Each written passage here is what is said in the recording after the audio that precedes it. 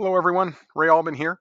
Wanted to talk today about the upcoming SAT exam that will be given to all juniors in the state of Illinois and LHS on Wednesday, April 12th. And this is our training video to get ready for that test. So, just a couple of overview details. So, on that day, it is a PLC day. So, all of our folks will be doing their PLCs starting at 7:45 in the morning. And when those are done, about 8:30, those of you that are working the SAT, we're going to have you come to room 255. We'd ask everyone to come to that room. One, to pick up your test materials, and two, to sign the staff agreement form saying that you're going to administer the test correctly to our students.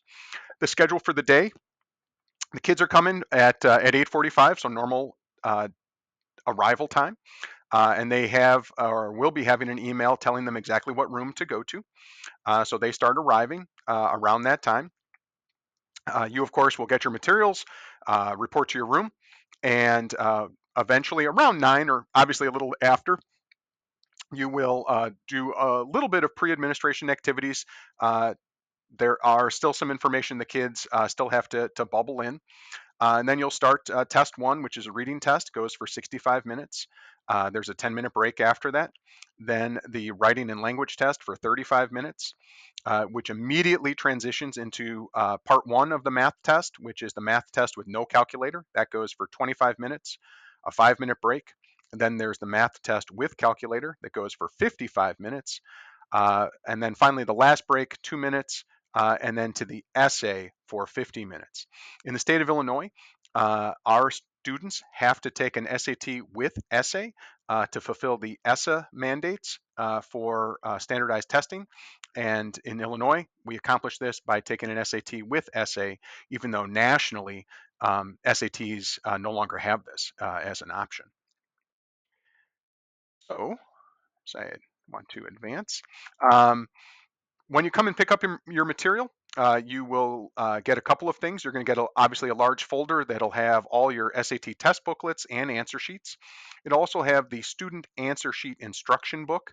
This is a short little booklet that they'll use um, uh, at the end. The students that are juniors have the ability to send their SAT scores, up to 4 of them, to colleges for free. We will let them know this ahead of time, and so they can use this book to fill in some codes to be able to send their scores off. If they don't know what schools to send them to, or don't want to send them to any schools, they certainly don't have to. And they can even go into their College Board account later on if they're unsure, and put in schools at that time. We'll have some pencils and Kleenex, stopwatches. We're going to have a separate announcement on cheating. We color code all our sheets, so there's a sheet that's pink, and this is a cheating announcement that we ask all of our rooms to read even before the instructions come out within the SAT. And that's because we have had some problems in the past. Our kids don't quite realize that filling in bubbles after time is called is in fact cheating on a standardized test, and we have to watch for this. And so we just want to make it abundantly clear to them to not do that. And lastly, a materials report form, and this is just a sheet of paper recording that all of these things have been given to you and at what amount, what numbers. There's also a red envelope that'll be in the actual classrooms, and in the red envelope, there's things like the seating chart, okay, that has all the kids and where they should be sitting in the room, a timing sheet to figure out how long the test should be timed for, a blue attendance roster. This is what will come around and where you'll mark attendance on there: P for present, A for absent. We have to have very accurate attendance, because if a student misses testing on the 12th, they have to sit for makeup testing a couple weeks later. We have a green sheet of what exactly to write on the board. So that's what we say, the write on the board sheet, and an orchid purple color sheet, which is the calculator sheet explaining what calculators work and what doesn't. So the materials report form, this is one of the more important forms in the folder. It details exactly how many test booklets you have and the serial numbers of those books. And then this is a form that you actually are going to fill out and return to us. And you're going to say, all right, I used these many books, and these were the serial numbers from them, and I didn't use these books, And it also talks about how many answer sheets are used and unused and what's returned. Um, so this is a form that does have to get filled out. Um, and it ultimately needs to be signed by at least one of the room supervisors. Um, and the numbers here are important because they have to match. So if there are 25 students assigned to a room, we have to have 25 books that are used. If only 20 students happen to be there, we better have 20 used textbooks and 5 unused test books. The seating chart, we have a filled in seating chart for you that has every student's name.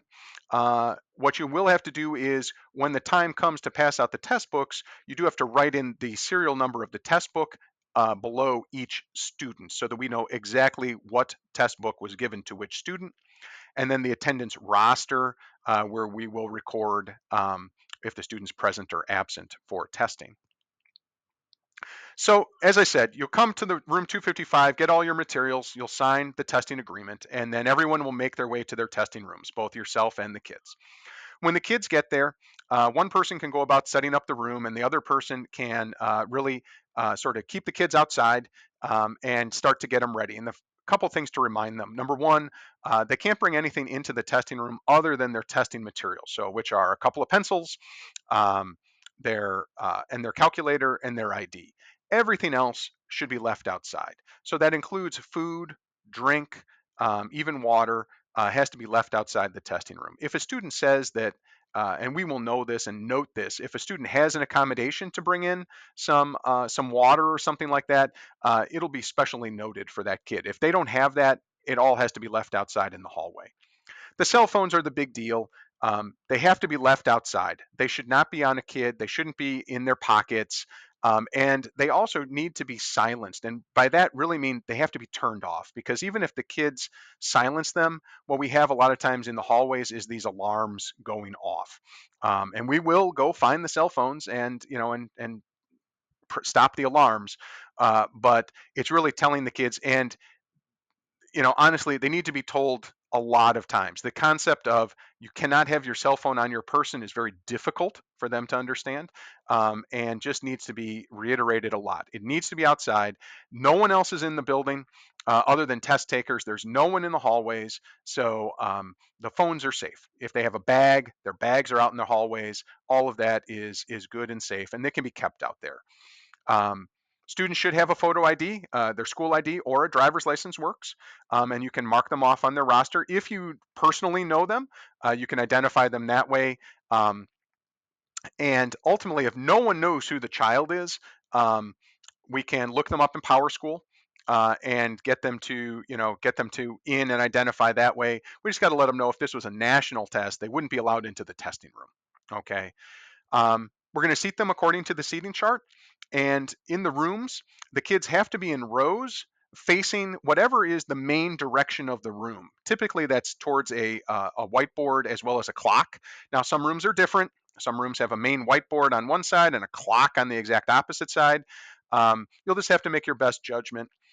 You don't have to take out any extra desks. Okay, so as long as they're in rows, seated in the same direction, we're good. If the classrooms aren't like that, I'm going to have you rearrange the desks, but you don't have to take any extra desks out into the hallway. As long as they're in the room and seated in that way, that's fine. If the rooms have tables, that's okay. We won't have any more than 2 per table. And once again, they just have to be facing that same direction. And as the kids come in, we're going to take attendance, and they should only have their pencils, their calculator, their ID with them on the table. And then once the testing gets started, that calculator actually is going to go under their desk until the 4th test. They won't need it until that time. Big thing to note, if a student doesn't have a calculator, we're going to tell them to make it and bring it. But if they don't have one, we'll have a limited supply of calculators in our room in 255. And our procedure for that is, I explain a little bit later, but it's you take the student's ID, you bring the ID um, to um, to the room, you get a calculator, and we keep the ID, and that's how we get our calculators back. and that's what I was just talking about here. So we want you to keep those IDs and bring them down to 255 so that we get our calculators back. The biggest thing is we have a limited number of them. We ask all our math teachers to bring every extra calculator possible, but uh, you know, at some point in time we do run out. Now the child can take the test without a calculator, and ultimately it's their responsibility. But we try every effort to get them one. If a kid has a calculator that's just funny, that you think is funny, there actually is a list of approved and unapproved calculators. Or I'm going to be located in 255, and just bring the calculator to me, and we can go through the process of looking it up, making sure it's legal. The test booklets, they do have to be distributed in a very specific order. I like to call it a serpentine order because you go down one row and then you start at the back and up the next row. And if a child is absent, you don't put a test booklet down on an absent desk. Okay, it just gets skipped so that the books that are distributed are in serial number order.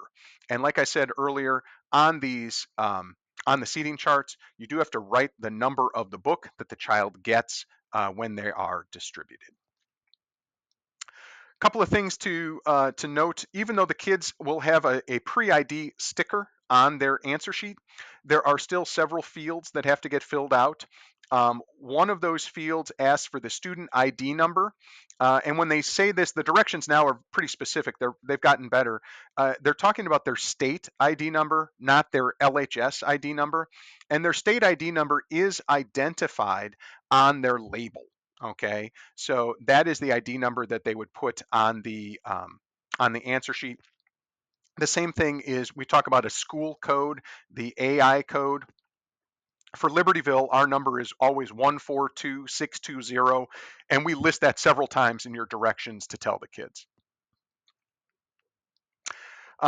We're lucky we have a couple of supervisors in every room, and so you can work with your partner in your room to obviously to help get materials at first, to pass out the materials, to start the tests, okay, and the timing. And then once we get going, you and your partner can figure out your rotation and breaks and whatnot. When you're in the room, there really is nothing you can do except watch the kids and make sure they are complying with the directions and help them if they have questions. Okay. No, you can't help them with answers, but you can point to these are the directions. This is what you have to do. This is what you have to follow. Or if they have other questions. Um, I would always say that we minimally always need one person in the room at all times. And when the tests start and stop, I'd say that's when you want to have both people, because that's when you want to make sure that people are paying attention to their timing. Okay, the timing has to be spot on. We have to announce when they have their 5 minute warnings and when the test ends. And we want to make sure that the kids understand, all right, the test is done, stop work, don't go back and do other work. And when it's time to take those breaks and go. So there's no eating or drinking in the testing rooms. There's no grading. There's no reading unless you're reading your manual about what to do. And it's really just there to help the students. Um, you can always be looking at the script and the checklist, making sure everything's done. Attendance, we will come around and collect attendance probably, at least a good 25, 30 minutes after the testing started to make sure kids are there. Um, and it's just, if you have any questions, um, I will always be in room 255, and you can send someone down to me and they can ask me their questions. When I'll send this out in an email, I'll also include my cell phone, and you can always text me on that day if, in fact, you need some assistance. We have people in the hallways, so if something's going on, if a student's ill, all you should have to do is stick your head out of the door and get someone else's attention for assistance. Um, so it's really just that sharing of responsibility, making sure the kids are going through. And the last thing I'd say is um, we while the kids are usually very, very good and we read that extra announcements on cheating, every once in a while we see some wandering eyes. It is okay to tell a student, hey, please keep your eyes on your own paper. If you need to use proximity and stand by them at least a little bit so they get the point, keep your eyes focused on your own work as we're going through. I briefly mentioned the timing. The timing is ultra important in a standardized test. So we have a timing sheet, a calculation sheet to help you figure out the timing. You got to be writing the times, the start times, the stop times, the warning times on the board, and they have to be spot on. So please make sure that your timing is right and that it's written on the board and carried out throughout the test. Irregularities, knock on wood, hopefully we won't have any. But if you think something's going on, please just come to me and ask me what, describe the situation, and we can process together what may or may not be an irregularity and what steps we need to take. Ultimately, testing will finish. The kids have a last like little direction thing to fill out, and then you're going to bring your test materials back to room 255. One thing to check out on the answer sheet, there is a section for like the form code, the test ID, the book number, and the certification statement. Every once in a while, we'll see kids for whatever reason they mess up this section or they don't fill it out completely. So just make sure that whatever the kids are supposed to fill out, that you're checking and making sure they're filling out all the way through. And when the test is all done, I'd say please, if at all possible, return the room to the order that you found it in by rearranging desks. And then lastly, bring all the materials, everything that you have to 255 so that we can collect it, do a brief counting, make sure we got it all, and then we'll send you on your way. So with that, if you have any questions after watching this or reading the material, you can always come to myself or Sherry Cody to ask those questions. And certainly a big thank you for all the work that you're going to do with testing for us in the upcoming days. Thank you very much and have a good day.